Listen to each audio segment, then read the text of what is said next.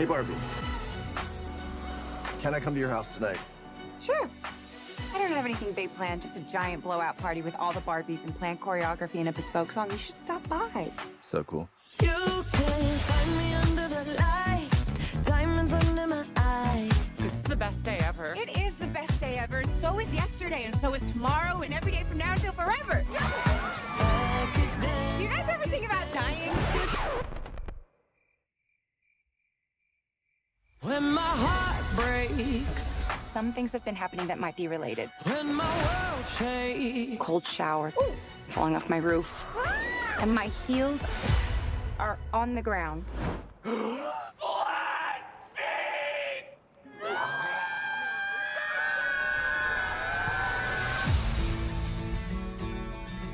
What do I have to do? You have to go to the real world. You can go back to your regular life, or you can know the truth about the universe.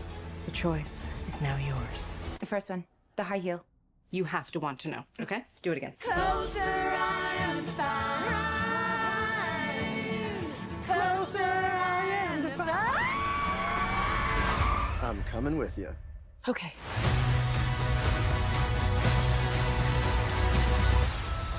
Wow, this is the real world. What's going on? Why are these men looking at me? Yeah, they're also staring at me.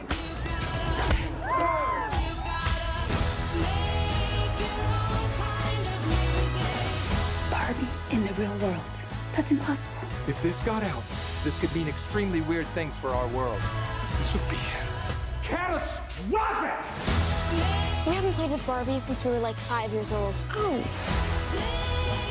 No one rests until this doll is back in a box. Even if nobody else sings along.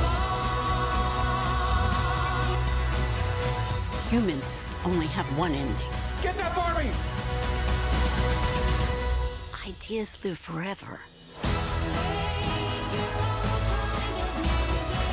No, I won't let you do just one appendectomy, But I'm a man. but not a doctor. Can I talk to a doctor? You are talking to a doctor. And I need a clicky pen? No. A sharp thing? No. There he is. Doctor! Somebody get security. It's Barbie, if you still in doubt. Welcome back to another episode of the Chacha and Moe show. And today we're talking about the Barbie movie.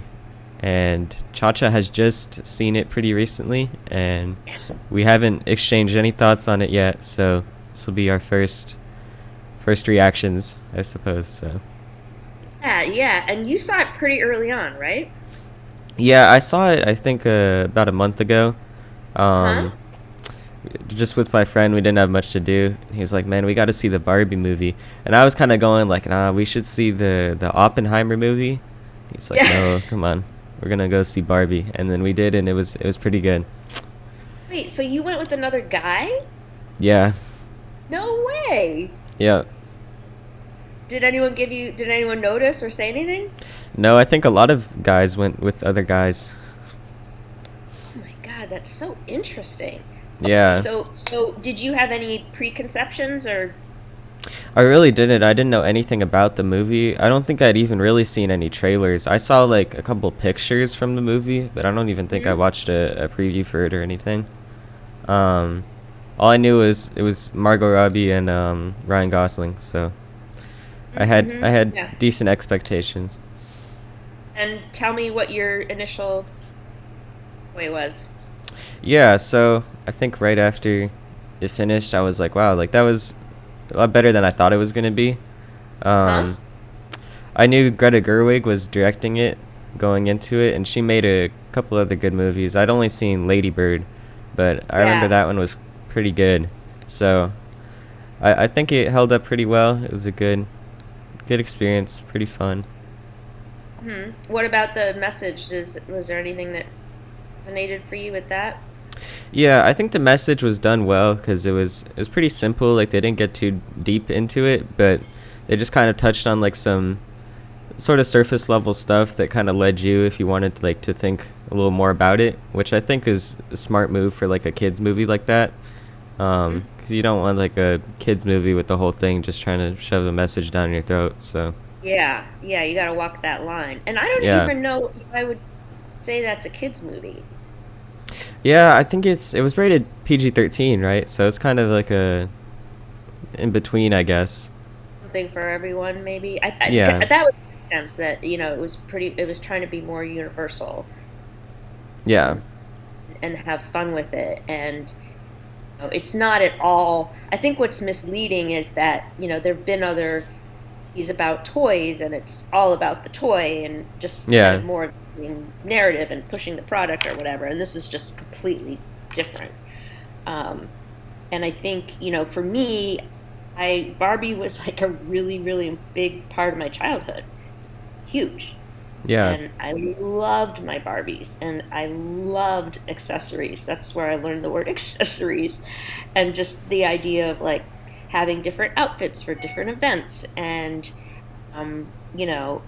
that all that sort of surfacey visual stuff. I was really into that as a little girl. And I remember like I didn't want anything to do with the Ken dolls or, that was just icky. I didn't understand that. And I didn't know anybody who played with the boy dolls, but I knew we did, we would do Barbies. Like that was a thing. Like, let's do Barbies and pack up my little case that I had and put her in she had a wedding dress, she had a tennis dress, she had a bunch of different, looks and really having fun with that. And I remember my best friend, Natalie, got it was Barbie Airlines. So it would like open up. You would it looked like a fuselage, and then you would like open it up, and there would be seats, and Oh my God. a little of course they called it stewardess, but like a flight attendant, little Yeah. cart, and you could seat your Barbies in the seats, and then have them order drinks or whatnot for extra fun. Can't really wrap my mind around, like I wanted to explain to you what it meant to me and how exciting it was for me, and I can't really even begin to say it because when you're a kid and there's so few things in the world that you can control or even really understand, to be in charge of a Barbie and to have a say, and like what she does, like today we're gonna go do this and we're gonna look like that, was very meaningful because there weren't a lot of other, I wasn't even, when I started playing with Barbies, I wasn't even really dressing myself, right? Yeah. I was told what I couldn't wear to a large extent. So controlling that Barbie, I think that was where the real appeal was for me.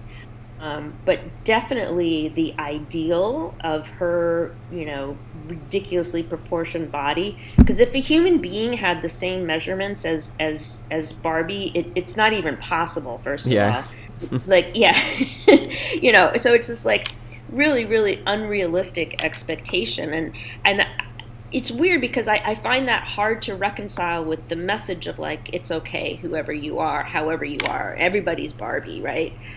That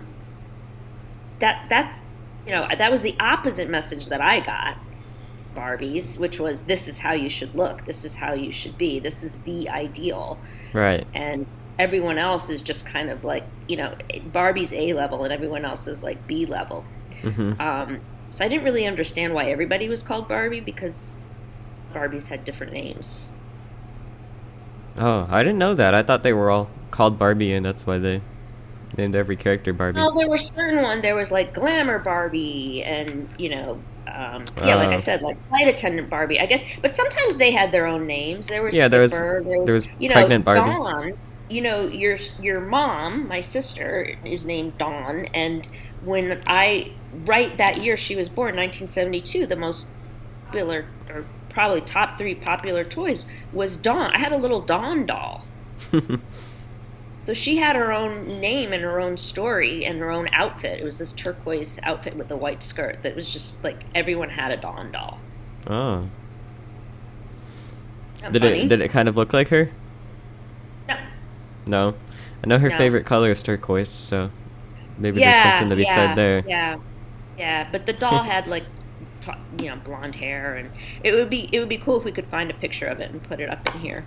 Yeah, I'll see if I That can would be throw one really up. cool. Yeah.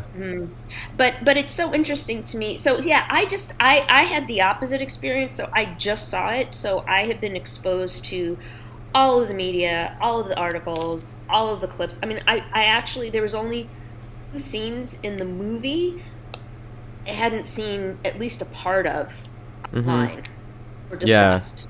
You know what I mean? Like, I practically knew all the lines and everything. And I was waiting for it to come together into something more than the parts that I had seen. Yeah. Yeah, you know, it didn't like blow me away. I didn't feel like it was such a powerful thing that everyone needs to, because I had seen online like this dad had wrote a note to his kids like, this is the most important movie you will ever see in your life. Oh Lord. This is why. I don't think it was up there. Yeah. Right? I don't know. Hmm? Yeah, I thought it was pretty good in like the things it was trying to do, but it didn't like go above and beyond on really anything. I like what you said about kind of seeing all the clips and how they just kind of didn't really come to be like something greater than that, because I think that's kind of like something about the movie and how it was made, where I have a feeling they probably made it in this kind of time period so that you can just clip pretty much every single scene of the movie and it'll make a great clip, which of course makes it good to, you know, share online and to spread around. I didn't really notice that my first time watching it, but I guess now that you pointed it out, that makes a lot of sense. But I think it was solid. It wasn't bad. But yeah, it's not what did you and your friend talk about as you walked out? What was your like? We didn't really say much. I mean, I could tell he really liked it. I thought it was good. Trying to remember. I think we were laughing about a couple of like the scenes. I thought Ryan Gosling had like a lot of really funny moments in it that were pretty cool to watch. Same with Michael Cera's character, Alan. That was a fun little extra bit. Yeah. Yeah. I mean, I loved at the very end. There's a talk about, you know, what it's like to be a woman in the world, and mothers and daughters, and you know, they had all those clips from personal videos and stuff and those are all the people on the cast and crew. I don't know if you knew that. I didn't know that. They weren't just like random pictures. Yeah, like every single person who was involved in that film was represented in that montage, and I love that. I mean, that just makes me feel, you know, warm and fuzzy. And you know, Greta Gerwig wrote it with her husband Noah Baumbach, who's also a fantastic filmmaker. So I guess I was just expecting it to rise to another level, which I didn't really feel. You know, it was fine. Yeah. But that is a good thing that you said. You know, that the message wasn't being shoved down your throat, and I think that's really important, because audiences are too sophisticated, or just, you know, just we're inundated with so much visually and informationally. So what makes something stand out, or what makes something speak to us is I think a really good question. So I'm really surprised that it spoke to you, or that you even were willing to listen, as it were, because I don't think you're the target audience at all. Yeah, I mean, I think the kind of way they were trying to do it was just so that anyone could kind of watch it and try and take away something from it, which I think makes sense, and it's smart to do. Overall, I thought what it was trying to do was done well, because I think with like most kids movies, especially recently, there's been a lot of like very bad ones where it's just super convoluted story and the message is just completely lost. You know, this one, you mean like the superhero movies, or what? Yeah, like some superhero movies, or some animated ones, or just some like, you know, little random kid movie flicks that have kind of come out in the last, you know, 2 or 3 years. And I think this is definitely one of the better ones, which, you know, puts it up there. I guess the movie felt kind of like commercial in a way, if that makes any sense. It felt very very produced. It didn't have like much of like a good charm to it, but I think it had some great moments in it that were done well. Well, it was very slick, and then, you know, from what I read, this is more of what I read than what I observed, but like they went to a lot of trouble to have that feeling of it being a toy, like when they travel through time, like those backdrops are just like they did it very simply and very much like in a child's world. Yeah. The proportions, for instance, like even like she doesn't really fit in her house, like because Hmm. those dolls were a certain size and everything that was built for them was like at 3/4 size, Yeah. so like the car, and they did a good job with that. That was fun. But I don't know. Do you think there'll be a Barbie 2? I kind of doubt it. I think it's possible because they definitely made a ton of money from this movie. They could certainly create a Barbie 2 if they wanted to. But I don't know what else they would kind of touch on. I think they kind of threw out all their tricks on this one. And if they do make a second one, I have a feeling it will not be very good. I think there's like not much more to go off of now since they kind of What would be made the this one story arc? goes Yeah, over what would be everything. the Yeah. struggle? Um, yeah, I think that's a really good point. I like what you said about like the set designs and stuff. I thought the whole Barbie Land place just looked amazing. Like it was really cool, and like really well made. It looked like a Barbie land, and it was pretty interesting to look at. But Yeah, I also agree yeah. that it seemed like a lot of the movie was like them kind of poking fun at themselves too, with like the Barbies not fitting in things, and then like her feet are like slanted up so that they can fit into the heels and Oh, that's stuff. totally right, because Yeah. nobody could walk like that, and then all of a sudden she walks like a real person, and that's a problem. But then it Yeah. isn't. Yeah. Yeah, and I think, I mean, again, another thing that stood out for me is, as someone who is involved with death, what we call death positivity, talking about death, normalizing the fact that we're all dying and it's okay to talk about it. It's not dark. And there's a scene where she's dancing, she's having the best night of her life, and then all of a sudden she says, "Any of you guys think about dying?" And it just like Yeah. party stops. Mhm. So I thought that was very meaningful, and thought, like, wow, okay, now we're injecting something into this that has nothing to do with playing a makeup or dress up, has to do with being real. Yeah. And I liked the idea that her owner, or the girl who had her, was having these existential thoughts, and that's got extended to the Barbie, and then she really didn't know what to do with herself. Mhm. Yeah.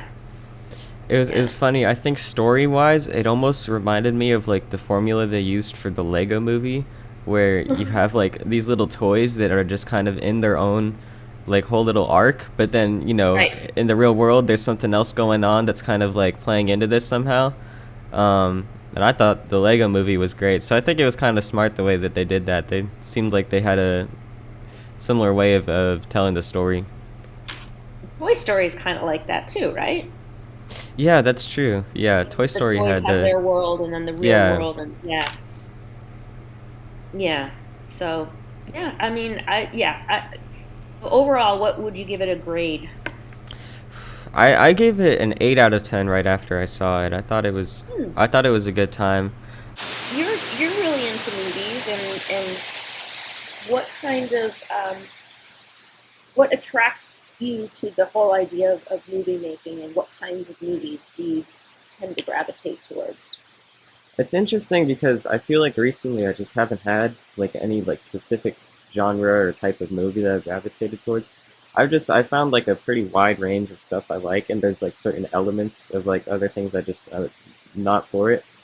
Yeah. Um, I think with the Barbie movie going into it, I was just kind of hoping for a pretty fun time and like get a couple laughs. And I think it did a little better than that. I think it was a pretty funny movie, had a bunch of great visuals, and the story wasn't bad. So I thought it was a good time. It did pretty well. And yeah, I gave it an 8 right after seeing it. I'd maybe go like in the middle, like a 7.5, but Mm. yeah. What would you give Yeah, it? I'd give it a 6.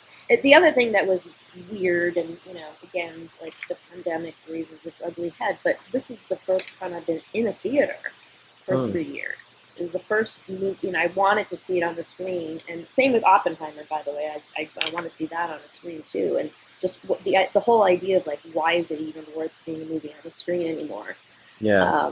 And seeing it with other people. And not being able to watch it at home and pause it when you want to go take a break or whatever. It's just such a different experience of movies. And for me, that's just another reminder of childhood and like how exciting it was to go to the movies. When I was really, really little, my dad would take me every once in a while, maybe like 2 or 3 times a year, and I would get all dressed up. I would put on like a gown. I was going out to the movies with my dad. So it was like a whole thing. And I would just get lost. That's what I loved about going to the movies. I forgot where I was. For 2 hours, you're just taken away somewhere. Yeah. And it doesn't really work that way when you're watching at home on TV the same. Yeah, it's a little different for sure. I think it's cool with these kind of movies too, where there's like a lot of like vibrant and big scenes where you can see it on a bigger screen too. I think it would have not been as good of an experience just watching it at home or on like a laptop or something.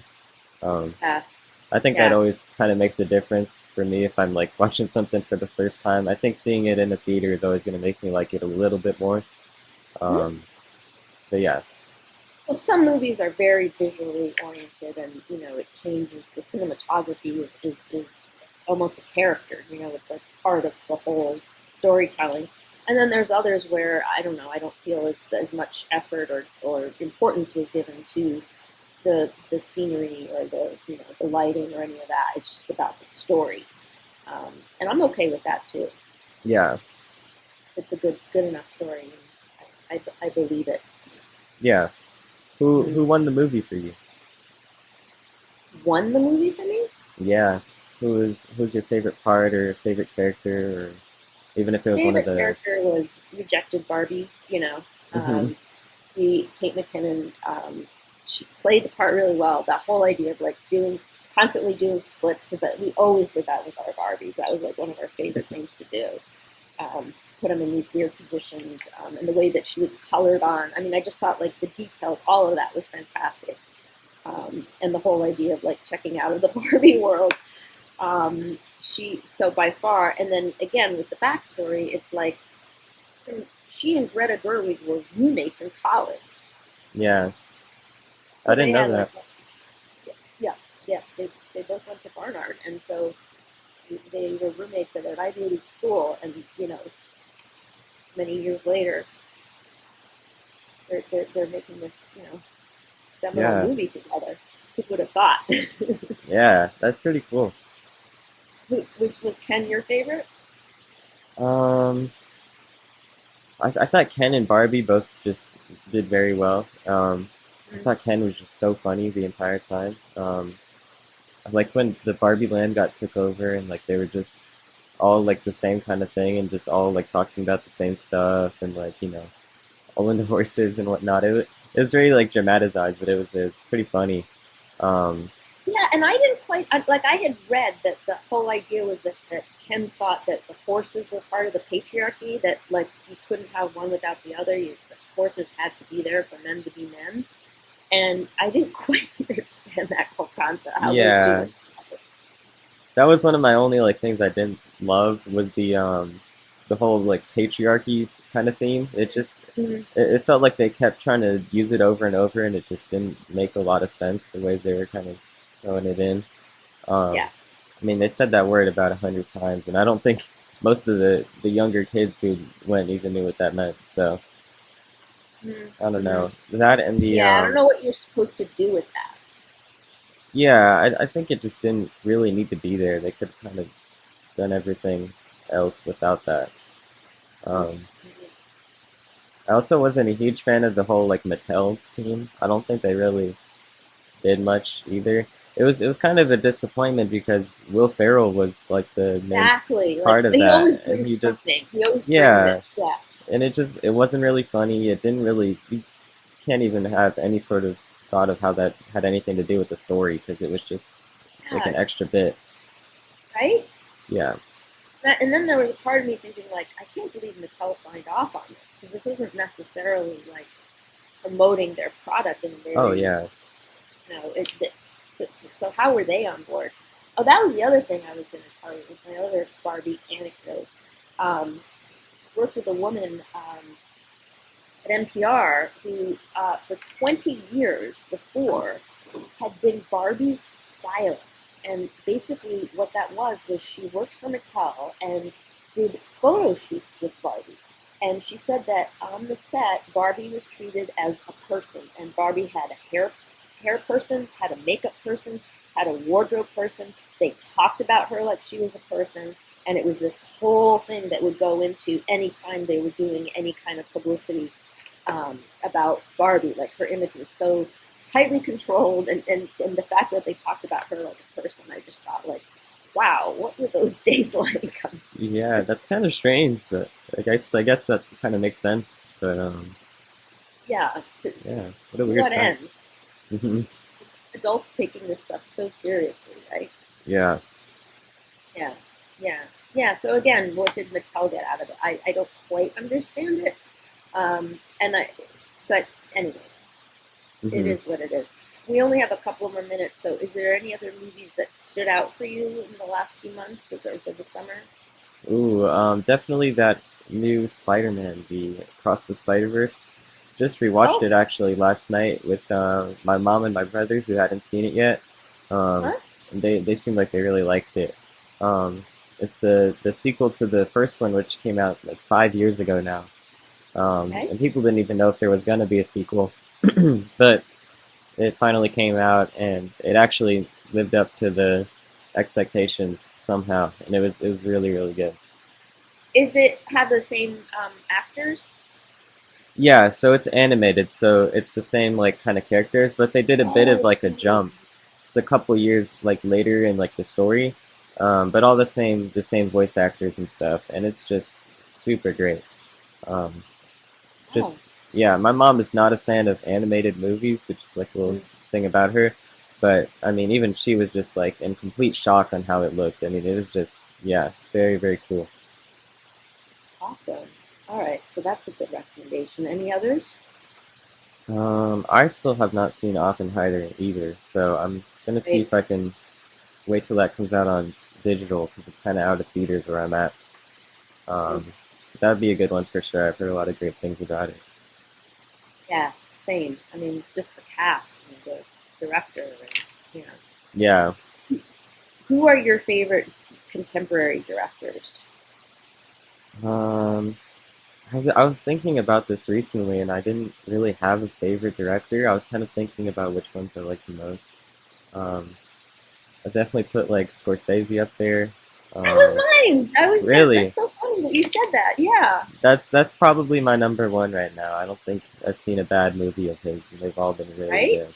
Yeah. You know his mother's in many of them. He cast his mom. I didn't know that. Yeah. That's cool. Yeah, I was just watching Casino the other day. It was playing at the hotel. Yeah, and I didn't remember. I mean, all his movies are dark, but I forgot how incredibly dark that movie was. Yeah. That one's very similar to Goodfellas, but it's like in a whole new environment and a bit of a different story. I was listening to a podcast about it just the other day, and I noticed they said something about how it's kind of like a montage the entire way through, which I thought was interesting because I didn't really pick up on that. But when you look, like, there's no scenes really that are over like a minute. Like it's like a 3-hour movie, but it goes so fast that it's like it's almost hard to even discern it. Vegas feels like that. Like everything's like snappy. You know, it has that feel and that pace and that sort of energy that's almost frantic.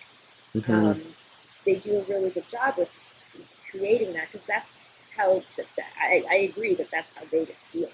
You know, such a surreal place. Yeah, that's a great one for sure. It's a great one. Yeah. Was there another Scorsese movie that popped in your head when you were saying that? I rewatched The Departed recently, and that's definitely one of my favorites. I think that's my second favorite of his. Yeah, I really enjoyed that one. Have you seen any of the old ones? I saw After Hours recently. That was one of his very first ones. I really liked that one too. It was pretty short compared to all of his other like 3-hour plus movies. It's like an hour and a half. But that's a real fun one. I've seen most of them. The only ones I haven't seen are King of Comedy, Raging Bull, and I think one more. Um, so Driver? I've seen Taxi Driver. I thought that was really good as well. It's Mm. surprising how well it holds up. It's like they could have made it today and people wouldn't really know besides the visuals and the setting, you know. Yeah. Cars are a little different. But yeah. Yeah. I want to talk to you more, but you have a driving lesson. Yep. Coming up in 10 minutes. Yeah. Are you getting picked up at your house? Yeah, I think so. That's how they done it. Hopefully we don't have to drive out there and meet them. I'll probably be late. All right. Well, I'll let you go, but this was really fun. We should do it again. Yeah, this was good.